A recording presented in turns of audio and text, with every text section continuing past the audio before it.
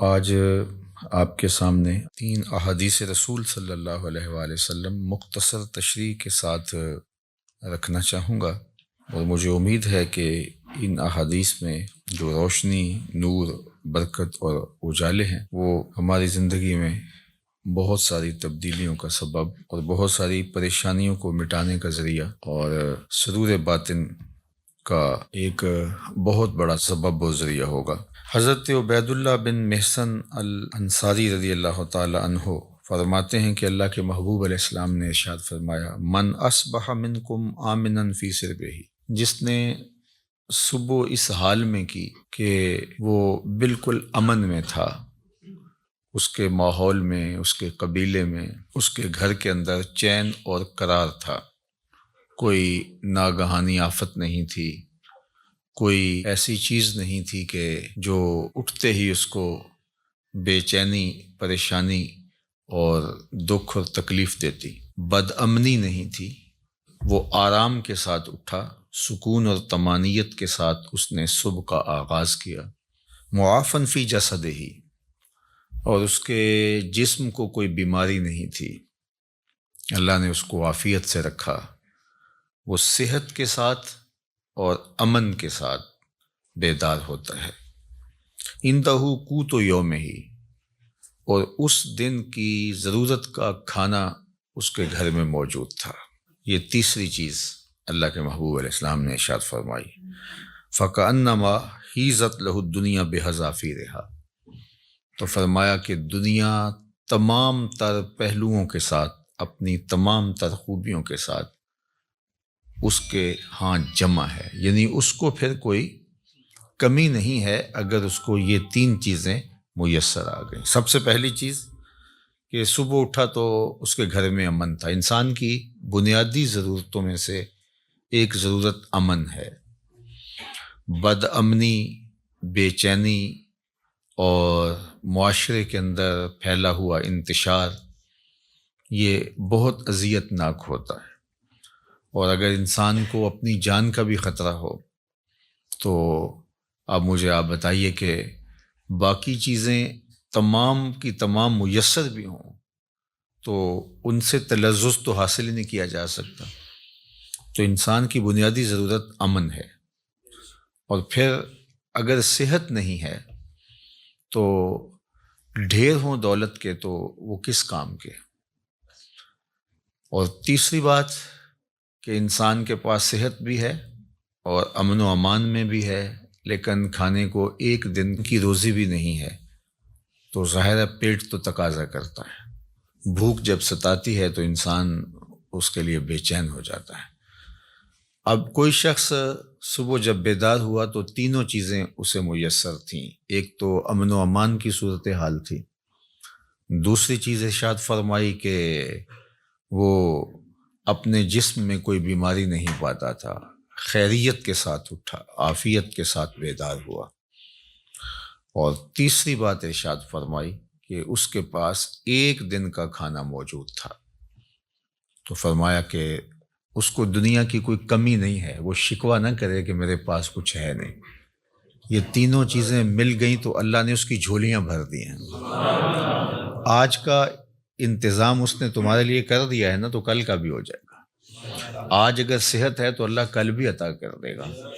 آج اللہ جل شانہ نے امن اس کے لیے میسر فرمایا ہے تو کل کا دن بھی اس سے توقع رکھنی چاہیے کہ ایسے ہی گزرے۔ تو یہ 3 چیزیں اگر میسر ہیں اور پھر بھی انسان شکوے کی زبان کھولے تو وہ اس کو ناشکرہ کہا جائے گا، اور اگر کوئی ان چیزوں کے میسر آنے پر اللہ کا شکر گزار ہو اور اس کا سر اللہ کے حضور شکرانے میں جھک جائے تو اللہ اس کو اور زیادہ رحمتوں سے نوازنے والا ہے۔ تو یہ ایک تو اس حدیث میں ہمیں توکل سکھایا گیا، اللہ تعالیٰ جل شانہ پر راضی رہنے کا سبق دیا گیا، خام خواہ ہمیں واویلا کرنے سے منع کیا گیا۔ آپ اپنی سہولت، اپنی طاقت کے مطابق رزق کمانے کے اندر مشغول رہ سکتے ہیں، لیکن اپنے آپ کو اتنا تھکا لینا اس کے لیے کہ زندگی ہی تلخ ہو جائے، یہ کوئی دانش مندی نہیں ہے۔ آج کی تاریخ میں جو ہمارے ساتھ جڑی ہوئی ضرورتیں ہیں، ان میں سے بہت ساری ضرورتیں ایسی ہیں کہ جو خود ساختہ ہیں۔ وہ ہماری ذاتی طور پہ خود ساختہ جڑی ہوئی چیزیں ہیں، یا معاشرت نے خود ساختہ چیزوں کا اتنا بوجھ ہمارے اوپر لاد دیا ہے کہ وہ ہمیں کرنا پڑ رہا ہے۔ اگر معاشرہ اللہ کے رسول صلی اللہ علیہ وآلہ وسلم کے بتائے ہوئے طریق کے مطابق سادگی اختیار کرتا ہے اور میانہ روی کے ساتھ وہ زندگی بسر کرتا ہے، تو ان حالات کے اندر بھی زندگی تلخ نہیں ہے۔ لیکن چونکہ ہم دیکھتے ہیں دوسروں کو اور ان کی دولت، ان کا مال، ان کو میسر نعمتوں کے ساتھ اپنا موازنہ کرتے ہیں، اور پھر اپنے آپ کو خام خواہ تھکانے لگ جاتے ہیں اور ایک اذیت میں مبتلا ہو جاتے ہیں۔ تو فرمایا کہ جس کو اس حال میں صبح ملی کہ وہ امن و امان میں تھا، اس کے جسم کو کوئی بیماری نہیں تھی، اور اس کے پاس اس دن کا کھانا موجود تھا، تو اللہ تعالیٰ نے گویا اس کو دنیا کی ساری نعمتیں عطا کر دی ہیں۔ یہ نصیب ہو گیا تو وہ اللہ کا شکر بجا لائے۔ حضرت عبداللہ بن عمر بن عاص رضی اللہ تعالیٰ عنہ سے مروی ایک روایت جو امام مسلم نے اپنی سند کے ساتھ روایت فرمائی ہے کہ ان رسول اللہ صلی اللہ علیہ وآلہ وسلم قال، اللہ کے محبوب علیہ الصلاۃ والسلام نے ارشاد فرمایا، قد افلح من اسلم، فلاح اس نے پائی جس کو اسلام کا نور نصیب ہو گیا۔ سب سے بڑی دولت جو ہمیں اس دنیا کے اوپر عطا کی گئی ہے وہ ایمان کی دولت ہے، اور سب سے بڑی دولت جو ہمیں آخرت میں عطا کی جائے گی وہ دیدار الہی ہے۔ جو اس دنیا میں اسلام سے، ایمان سے محروم رہا تو وہ حقیقی محروم ہے۔ ہوا میں اڑے، چرخ پہ جھولے، دنیا کی ساری مال و دولت کا مالک بن جائے اور عالی منصبوں کے اوپر فائز المرام رہے، دنیا اس کو سیلوٹ کرے، عزت وقار کی مسند پہ بیٹھا ہو، دنیاوی اعتبار سے وہ ہواؤں میں اڑتا پھرے، لیکن اگر اس کا سینہ ایمان کے نور سے خالی ہے، کوڑی مول نہیں اس کا، تو سب سے بڑی دولت اس دنیا کے اوپر جو حضرت انسان کو دی گئی ہے وہ اسلام ہے، ایمان کی دولت ہے۔ تو اللہ کے محبوب نے فرمایا قد افلح من اسلم، فلاح اس نے پائی جس کو اسلام مل گیا۔ اللہ اکبر۔ یہاں لفظ جو استعمال کیا گیا ہے وہ افلح ہے، یعنی وہ کامیاب ہوا۔ فلاح کا لفظ جو ہے یہ بہت جامع لفظ ہے، اور ہم سب لوگ اس لفظ سے اچھی طرح آگاہ ہیں، شناسا ہیں۔ ہر روز ہمیں ہر نماز کے لیے پکاری گئی اذان میں 2 مرتبہ دعوت فلاح دی جاتی ہے، حی علی الصلاۃ، حی علی الفلاح۔ تو ہمیں کامیابی کی طرف بلایا جاتا ہے، اور فلاح دنیا اور آخرت دونوں جہانوں کی کامیابی کے لیے بولا جاتا ہے۔ تو دنیا میں بھی وہ سرخرو اور کامیاب ہو گیا، اور آخرت میں بھی سرخرو اور کامیاب ہو گیا۔ کون؟ جس کو اسلام کا نور دیا گیا۔ اور اس کے مقابلے میں کافر نقصان میں ہے، اس نے فلاح نہیں پائی، چاہے اس نے دولت کے جتنے مرضی ڈھیر جمع کر لیے، تو وہ خسران میں ہے، فلاح میں نہیں ہے۔ وَقَانَ رِزْقُهُ كَفَافًا، ایک تو اس کو اسلام ملا، اور دوسرا اس کے پاس گزارے کا رزق میسر تھا، اس کی ضرورت اس سے پوری ہو رہی تھی، وہ فاقوں سے مر نہیں رہا تھا، اس کی ضرورتیں پوری ہو رہی تھی، اس کا بدن برہنہ نہیں تھا، بدن ڈھانپنے کے لیے کپڑے میسر تھے، پرانے سے ہی، بہت مہنگے نہیں، واجبی سے ہی صحیح، اس کو جو ضروریات زندگی ہے وہ میسر ہیں، اور گزارے کا رزق اللہ تعالیٰ نے اس کو عطا کر دیا ہے۔ یہ 2 چیزیں ہوں، اسلام کی دولت اور گزارے کا رزق۔ اب تیسری بات کیا فرمائی؟ وَقَنَّعَهُ اللَّهُ بِمَا آتَاهُ، اللہ جل شانہ نے اس کو یہ جو عطا کیا ہے اس پر وہ مطمئن ہے، اور اس پر وہ قناعت کرتا ہے، اس پر وہ راضی ہے کہ مالک تو نے مجھے جس حال میں رکھا ہے میں واہ واہ خوش ہوں اس پر۔ اللہ اکبر۔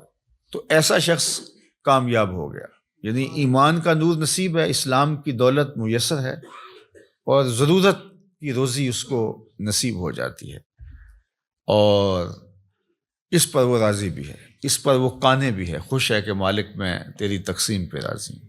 اللہ سے زیادہ کی اگر وہ طلب کرے اور کوشش اور سعی کرے تو شریعت اس سے بھی نہیں روکتی، لیکن جتنا اس نے عطا کر رکھا اس پہ بھی تو راضی رہے، اس پہ بھی تو خوش رہے۔ اگر نہیں خوش رہے گا تو کیا کرے گا؟ اللہ نے تو جو مقسوم اس کے لیے کیا ہے، جو لکھا ہے وہی ملے گا اس کو، تو اب وہ الٹی چھلانگیں بھی لگائے تو کچھ نہیں کر سکتا۔ تو وہ کوشش کرے، اللہ سے دعا مانگے، اس کی ضرورتیں بڑھ رہی ہیں تو وہ کہے مالک میری ضرورتیں بڑھ رہی ہیں تو مجھے اس کے لیے اپنی جناب سے رزق بھی وسیع عطا کر دے، تو اس میں کوئی حرج نہیں ہے۔ اس کے لیے اپنے کام کو، کاروبار کو پھیلانے کی سعی کرے، کوشش کرے، لیکن اپنے اوپر مسلط نہ کر لے۔ یہ اس کے ذہن، دل، دماغ میں ہونا چاہیے کہ مالک جہاں تو مجھے رکھے گا میں رہوں گا وہاں راضی، لیکن تو کرم کر کے مجھے اور زیادہ عطا کر دے۔ تو پھر وہ جس حالت میں ہے اس حالت میں بھی خوشی کے ساتھ زندگی بسر کر رہا ہوگا، اور اللہ اس کی حالت اگر بہتر فرما دے تو اس میں بھی اس کو خوشی اور شکر کی کیفیت نصیب ہوگی۔ اور اگر وہ قناعت کا نور نہیں پائے گا تو وہ جس حالت میں ہے اس حالت کے اندر بھی وہ دکھی، پریشان، ہر وقت ٹینشن میں ہوگا۔ اور اگر اس کو زیادہ بھی عطا کر دیا گیا تو یہ جو بیماری اس کو لگ گئی، ناشکری کی، ہر وقت عدم اطمینان کی، وہ آگے چلا گیا، میں بہت پیچھے رہ گیا ہوں، تو آگے تو بہت سارے لوگ ہیں، تو وہ کبھی بھی اس مرض سے چھٹکارا نہیں پا سکے گا۔ وہ کروڑ پتی بھی ہو جائے گا، ارب پتی بھی ہو جائے گا، لیکن اس کے نفس کی کمینگی ختم نہیں ہوگی۔ تو نفس کی کمینگی یہ انسان کو توڑ کے رکھ دیتی ہے۔ حضرت فضالہ بن عبید الانصاری رضی اللہ تعالیٰ عنہ فرماتے ہیں کہ انہ سمع رسول اللہ صلی اللہ علیہ وآلہ وسلم یقول، میں نے حضور علیہ الصلوۃ والسلام کو فرماتے ہوئے سنا تھا، طوبی لمن ہدی الی الاسلام، جس کو ہدایت اسلام نصیب ہوئی اس کو مبارک ہو۔ ایک تو طوبہ سے حضور نے مبارک دی، اور شارحین نے لکھا ہے کہ طوبہ جنت کا درخت بھی ہے، تو حضور نے فرمایا اس کو جنت کا وہ درخت نصیب ہوگا۔ اور جنت کا درخت کوئی ان درختوں کی طرح تھوڑا ہے کہ ایک جگہ پہ ہو اور تھوڑا سا سایہ ہو۔ جنت کے درختوں کے اتنے لمبے اور گھنے سائے ہیں کہ سواری کے اوپر بیٹھ کے کوئی چلے 500 سال تک چلتا رہے تو سایہ ختم نہ ہو۔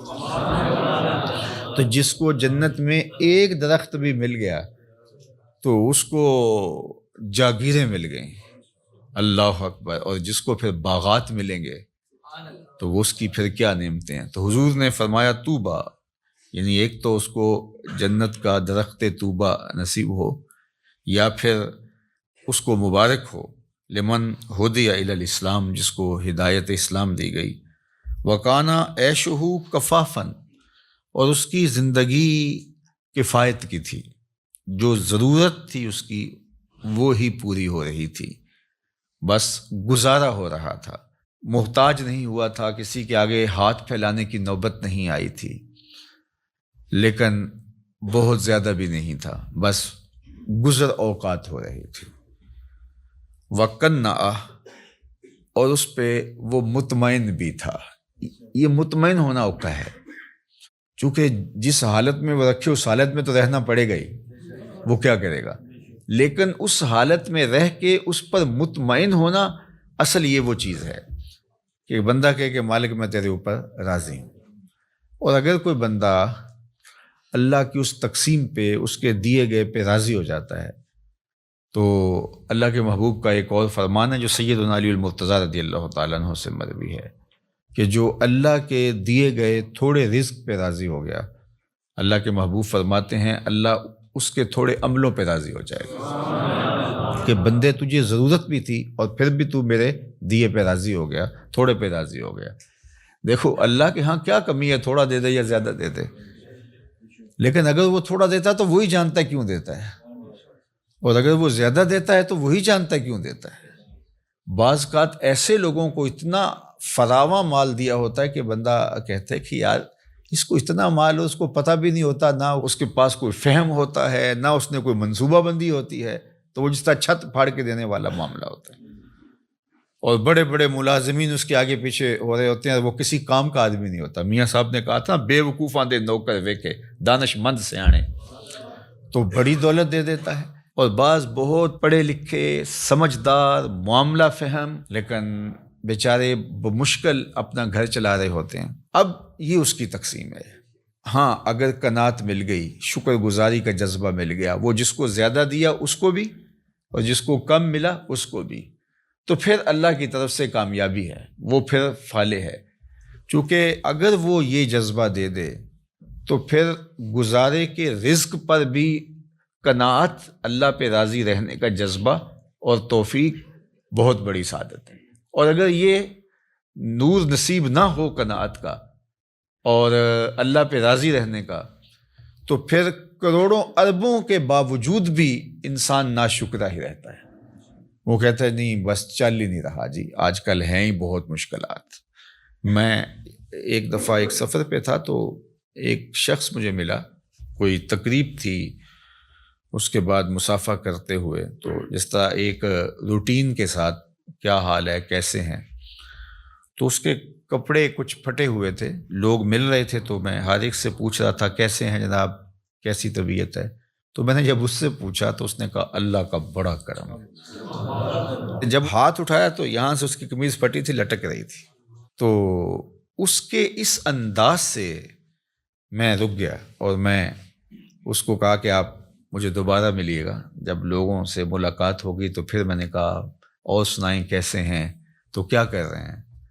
تو وہ کہنے لگا کہ میرے پاس 6 کنال زمین ہے، اس میں تھوڑی سی کاشت کر لیتا ہوں، اور اس زمین سے میں نے 10 مرلے جگہ مسجد کے لیے وقف کی ہے اور میں خود مسجد بنا رہا ہوں، بس آپ دعا کریں کہ اللہ کا گھر بن جائے۔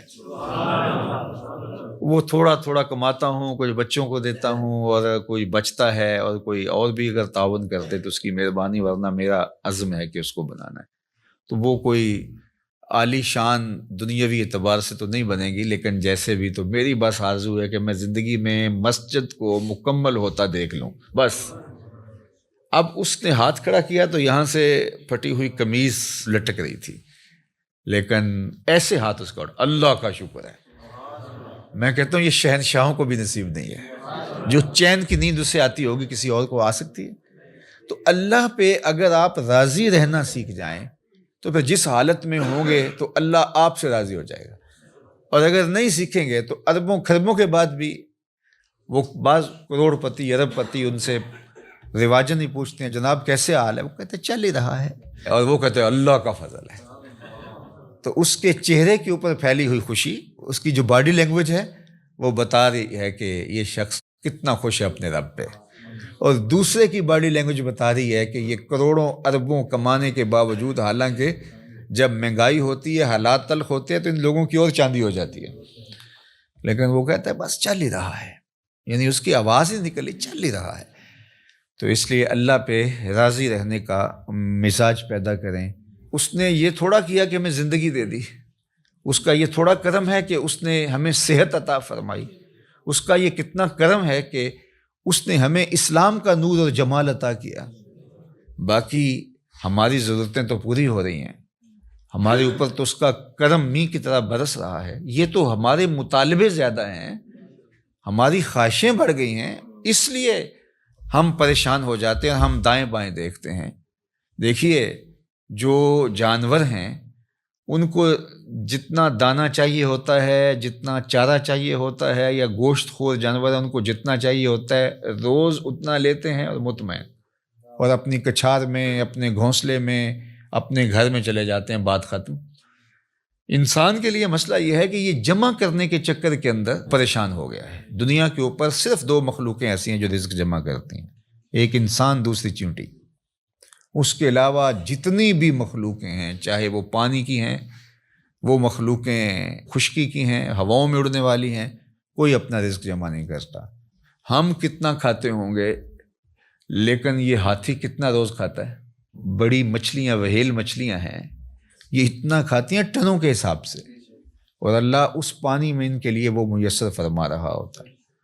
یہ ہنس پرندہ جو ہے یہ خالص سچے موتی کھاتا ہے، اور دنیا کے اندر لاکھوں کروڑوں ہنس پائے جاتے ہیں، اور اللہ روزانہ پیٹ بھرنے کے لیے ہر ایک کو سچے موتی فراہم فرماتا ہے۔ تو ہم تو خام خواہ پریشان ہو گئے۔ ہاں ہمیں سعی کرنے کا کہا گیا ہے، محنت کرنے. وہ پرندہ بھی اڑ کے جاتا ہے, شیر بھی اپنی کچھار سے نکل کے شکار کرتا ہے, سائی وہ بھی کرتا ہے. تو اللہ جل شانہ ہمیں قناعت کا نور عطا فرمائے, اور اس نے ہمیں جس حالت میں رکھا ہے اس میں کامل مکمل اطمینان عطا کرے, ہماری ضرورتوں کو اپنے فضل سے پورا فرمائے. اور اس معاشرے کے اندر جس طرح معاشرتی نظم بن گیا ہے تو ہماری کچھ مجبوریاں ہیں. کسی نے بیٹیوں کی شادیاں کرنی ہیں تو ظاہر ہے کہ وہ چاہے بھی کہ میں بالکل سادگی سے کروں, لیکن ادھر سے مطالبے اور بہت کچھ ہیں, ہم اچھی طرح اس کو سمجھتے ہیں. تو اللہ اپنے کرم سے ہمارے لیے آسانیاں پیدا کرتے ہیں. لیکن جو بات کہنے کی ہے وہ یہ ہے کہ اگر یہ ساری ضرورتیں ہمارے ساتھ جڑی ہوئی ہیں اس معاشرت میں رہنے کی وجہ سے, تو وہ پورا کرنے کی کوشش ضرور کریں, لیکن اس دل کو قناعت سے خالی نہ ہونے دیں. اللہ سے جو اطمینان ہے اس کو کبھی ضائع نہ ہونے دیں. باقی یہ اگر ضرورتیں بڑھ گئی ہیں تو یہ معاشرے نے بڑھائی ہیں, ہماری ضرورتیں وہ پوری کر رہا ہے. اور ہم جو کہتے ہیں ہم پیچھے رہ گئے, تو ہم کچھ لوگوں کو آگے دیکھ کے کہہ رہے ہیں کہ ہم پیچھے رہ گئے, ورنہ ہماری ضرورتیں وہ پوری کر رہا ہے. اور اس پر اللہ کے محبوب علیہ الصلوۃ والسلام نے ایک بڑی خوبصورت ایک بات ارشاد فرمائی, انظروا الی من هو اسفل منکم, فرمایا اپنے نیچے دیکھو. نیچے دیکھنا شروع کر دو گے تم سکون میں آ جاؤ گے, اور جب آپ اوپر دیکھو گے تو آپ جہاں بھی چلے جاؤ گے تو کوئی اور اوپر ہوگا, تو اس کو دیکھو گے تو آپ کہو گے کہ میں پیچھے رہ گیا ہوں. حتیٰ کہ وہ جو دنیا کے ٹاپ 10 لوگ ہوتے ہیں, دنیا کے 10 امیر ترین لوگ, تو وہ بھی جو آگے والا ہوتا ہے اس کو دیکھ رہے ہوتے ہیں کہ میں ان میں بھی جو ہے وہ ٹاپ پہ آ جاؤں. اور جو آخری والا ہوتا ہے جو سب سے دنیا کا امیر ترین کہلاتا ہے, تو وہ بھی کوشش میں لگا ہوتا ہے کہ اگلے سال جب یہ فہرست بنے تو میں کہیں پچھلے نمبر پہ نہ آ جاؤں. تو یہ دوڑ اس لیے لگی ہوئی ہے, اور پیسے اتنے ہیں کہ شمار بھی نہیں ہے, دولت اتنی ہے کہ پتہ بھی نہیں ہے کہاں کہاں پڑی ہوئی ہے. تو اطمینان دولت میں نہیں ہے, اللہ پر راضی ہو جانے میں اللہ تعالیٰ جل شانہ دارین کی سعادتیں عطا کرتا ہے. بارگاہ عزتی میں دعا ہے کہ اس ماہ منور کی برکتیں اللہ ہماری زندگیوں میں اتار دے.